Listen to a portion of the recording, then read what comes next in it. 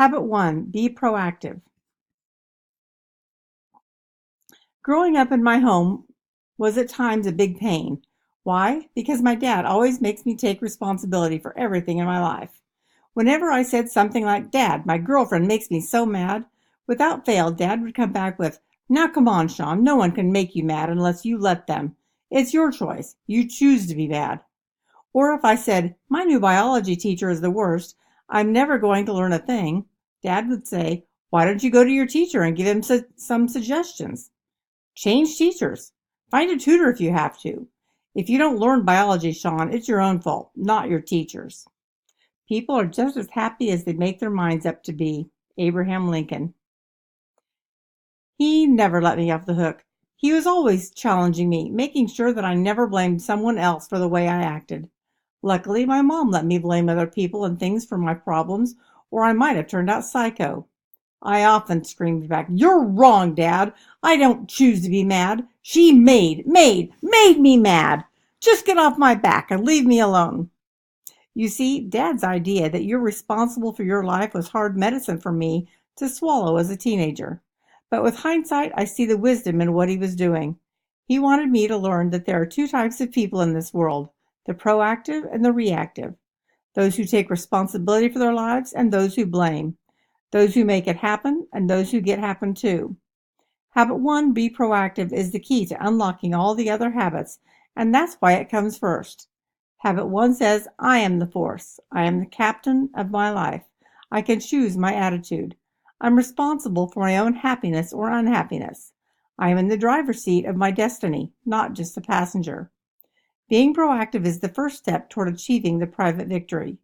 Can you imagine doing algebra before learning addition and subtraction? Not going to happen. The same goes for the seven habits. You can't do habits 2, 3, 4, 5, 6, and 7 before doing habit 1. That's because until you feel you're in charge of your own life, nothing else is really possible. Now is it? Proactive or reactive? The choice is yours.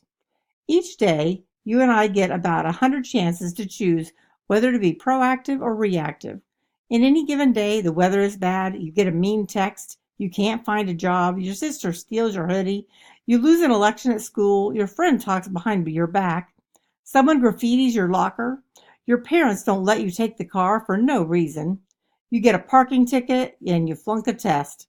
So what are you going to do about it? Are you in the habit of reacting to these kinds of everyday things? Or are you proactive? The choice is yours. It really is. You don't have to respond the way everyone else does or the way people think you should. How many times have you been driving down the road when suddenly someone cuts in front of you, making you hit the brakes? What do? Scream at them? Swear? Flip them the bird?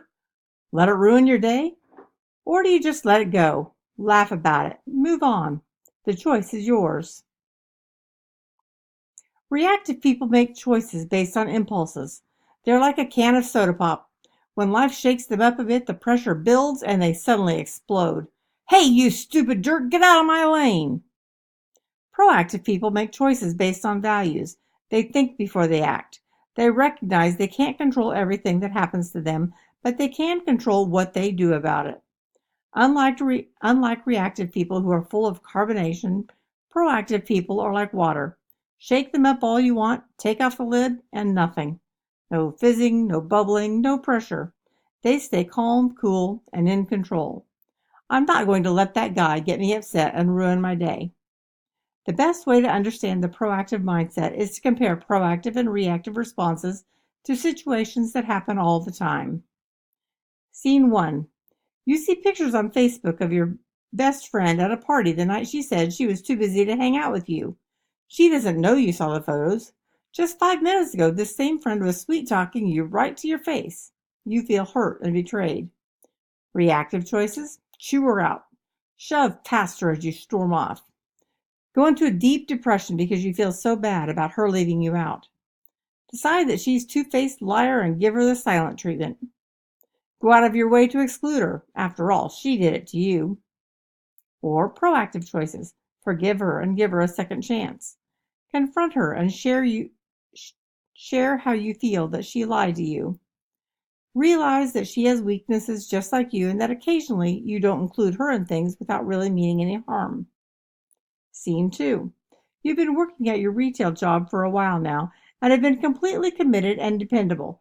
Recently, a new employee joined the crew and he gets the coveted Saturday afternoon shift, the shift you were hoping for.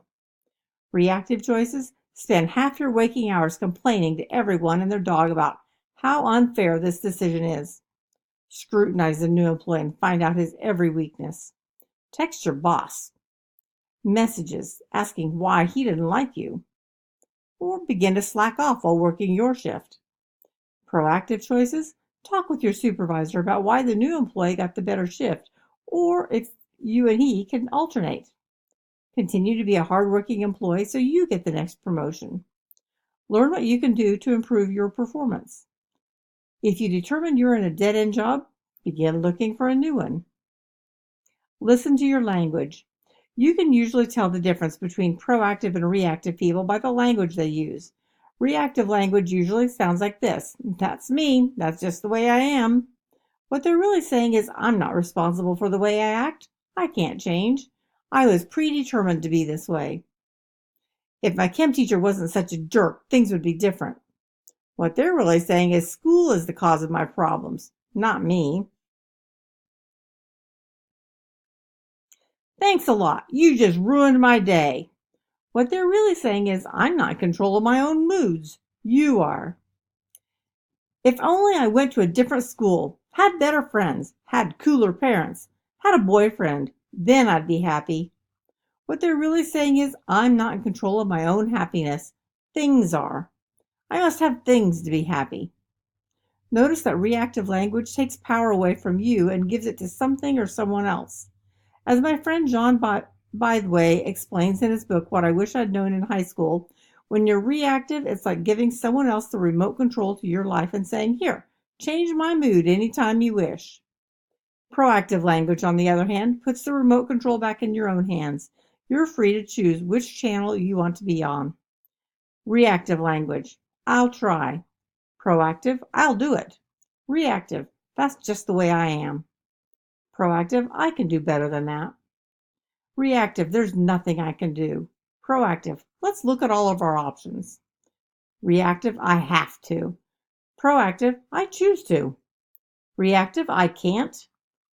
Proactive: "There's gotta be a way."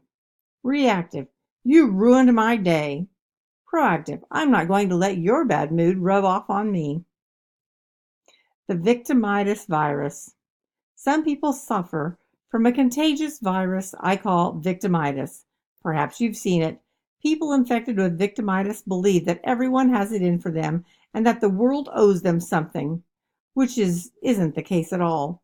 I like the way author Mark Twain put it: "Don't go around saying the world owes you a living. The world owes you nothing. It was here first." I played college football with a guy who had a bad case of victimitis. His comments drove me crazy. "I'd be starting, but the coaches have something against me. I was about to intercept the ball, but somebody cut me off. I would have got a better 40-yard dash time, but my shoes came loose." Yeah, right, I always felt like saying, and I'd be president if my dad weren't bald. To me, it was obvious why he never played. In his mind, the problem was always out there. He never considered that perhaps his attitude was the problem. Adriana, an honor student from Chicago, grew up in a home where feeling victimized caused a lot of tension. "I'm black and proud of it. Color has not stood in my way, and I learned so much from white and black teachers and counselors alike. But in my own home, it's a different thing. My mother, who dominates the family, is 50 years old, came from the South, and still acts as though slavery was just abolished. She sees my doing good in school as a threat, as if I'm joining the quote-unquote white folks. She still uses language like, 'The man is keeping us from doing this and that. He's keeping us boxed up and won't let us do anything.' I always rebut with, 'No man is keeping you from doing anything, only yourself, because you keep thinking the way you think.' Even my boyfriend falls into the white man is holding me back attitude. When he was recently trying to purchase a car and the sale didn't go through, he remarked with frustration, 'The white man doesn't want us to get anything.' I almost lost it and confronted him with how silly that kind of thinking was. but it only resulted in him feeling that I was taking the side of the white man. I remain convinced that the only person who can hold you back is yourself. Besides feeling like victims, reactive people are easily offended, blame others, get angry and say things they later regret, criticize and complain, wait for things to happen to them, change only when they have to. It pays to be proactive.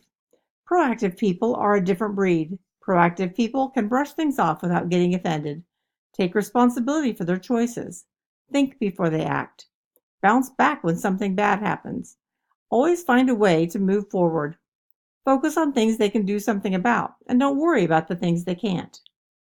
I remember starting a new job and working with a guy named Randy. I don't know what his problem was, but for some reason, he didn't like me, and he wanted me to know it. He'd say rude things to me daily. I mean, like all the time. Once I returned from vacation, and a friend told me, "Boy, Sean, if you only knew what Randy's been saying about you, you'd better watch your back." Having a nemesis is a drag. There were times I wanted to pound the guy, but I somehow managed to keep my cool and ignore him. Whenever he insulted me, I made it a personal challenge to treat him well in return. I had faith that things would work out in the end if I acted this way. In a matter of a few months, things began to change. Randy could see that I wasn't going to play his game and began to lighten up. He even told me one time, "I've tried to offend you, but you won't take offense." After being at the company for about a year, we became friends and gained respect for each other. Had I reacted to his attacks, which was my gut instinct, I'm certain we wouldn't be friends today. I'm also certain that at least one of us would have wound up missing a few teeth. Often, all it takes is one person to create a friendship. Mary Beth discovered for herself the benefits of being proactive. I'd taken a class at school where we talked about proactivity, and I wondered about how to really apply it. One day, as I was checking groceries for a guy, he suddenly told me that the groceries I had just rung up weren't his. My first reaction was to say, "You idiot," then put the bar down between the other customer's groceries. "Why didn't you stop me sooner?" So I have to delete it all and call to get the changes approved by a supervisor while he just stands there and thinks it's funny. Meanwhile, the air is rising and I'm getting real irritated. To top it off, he then has the nerve to question the price I charged him for the broccoli. To my horror, I discovered he was right. I had put the wrong code numbers in the register for the broccoli. Now I was extra irritated and so tempted to lash out at him to cover for my own mistake. But then this idea popped into my mind: be proactive. So I said, "You're right, sir. It's completely my fault. I'll correct the pricing. It will just take a couple of seconds." I also remembered that being proactive doesn't mean you're a doormat. So I reminded him nicely that to avoid this kind of thing in the future, he would need to always put the bar down that separates orders. It felt so good. I had apologized, but I had also said what I wanted to say. It was such a simple little thing, but it gave me such inner conversion and confidence in this habit. At this point, you're probably ready to shoot me and say, "Now come on, Sean. It's not that easy." I won't argue with you. Being reactive is way, way easier. It's easy to lose your cool.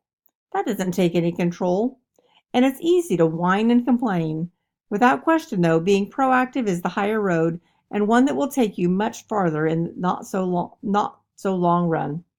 But remember, you don't have to be perfect. In reality, you and I aren't either completely proactive or reactive, but probably somewhere in between. The key then is to get in the habit of being proactive so you can run on autopilot and not even have to think about it. If you're choosing to be proactive 20 times out of every 100 times on average each day, then try doing it 30 out of 100 times, then 40. Never underestimate the huge difference small changes can make.